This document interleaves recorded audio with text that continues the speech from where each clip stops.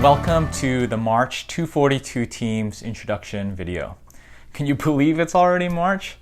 You are now past halfway your time together as a 242 team and only have 4 months left. So back in November, after you completed your 242 orientation video, you began your journey with the month theme on learning. And so at this point now, we've completed all the 242 month themes, so we're wrapping back around and focusing this month on learning again. So as usual, we'll have a couple options for each 242 team to choose on their own. But before we get there, I have a suggestion that I would love all 242 teams to discuss in your first meeting together today. So it's likely that you're watching this video the first week of March. And so this means we're now in the third week of Lent, which started back in February on the 17th. So every year, millions of Christians around the world participate in spiritual practices in Lent, which are meant to be, the Lent is meant to be a preparatory season as we look forward to Easter Sunday. So Lenten practices usually are focused on biblical reflection, on prayer, meditation, fasting, and also almsgiving. So I would love to encourage your 242 team, if you feel so, led to do so, to do joint Lenten practices until Easter, and for you to check up on each other each week on how you've been doing. So instead of talking here and making this video super duper long, what I'm going to do is I'm going to put a bunch of suggestions on what you can do in the PDF. So it'll be suggestions on Lenten practices, different options that you have, just a starting point for you all to brainstorm together.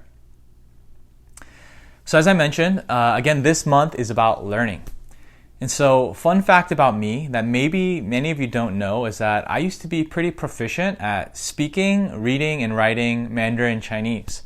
So in college, I took a bunch of Chinese language courses, and then my junior year, I was lucky enough to even spend 2 months in the summer in Taiwan, just completely immersed in the language.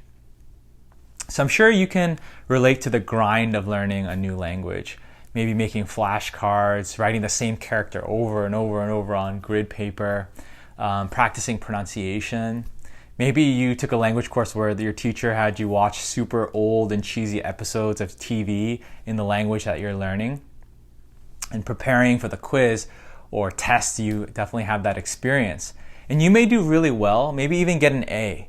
But the information goes in with a lot of work, but very little effort is needed to make it just go straight out and disappear. And we know why that happens. We're studying for the quiz, and many times we do just enough to get the grade. We're not really diving into learning the language inside and out. We just need to make sure to know the vocabulary words that the professor said are definitely going to be on the quiz tomorrow. You see, I think these school habits carry over to a lot of areas in our life, especially because of the ease of information with technology today. We've become okay with knowing just enough to get by or to pass the quiz, just enough to hold conversation, just enough to sound like we know what we're talking about, or just enough to have an opinion. Maybe in church, just enough of the Bible to know how to Google the verse to find the reference that we're thinking of. We've become okay with very cursory, headline-driven, Twitter-length, not fact-checked language. But this isn't how we should be learning. And there certainly is a danger in this Wikipedia world of just taking snippets of information and then letting that inform the way that we live. In 2 Timothy chapter 2, verses 14 through 15, Paul says this as he instructs Timothy. He writes, "Do your best to present yourself to God as one approved, a workman who does not need to be ashamed and who correctly handles the word of truth." So for this month, I want to encourage each 242 team to take a deeper dive of learning, to not be okay with headline knowledge or something you just heard from social media, but rather going to scholarly sources and receiving from something that is backed with research and with data. And then heeding the words of Paul and being one who is rooted in Scripture as the basis of all of our understanding and who correctly handles the word of truth.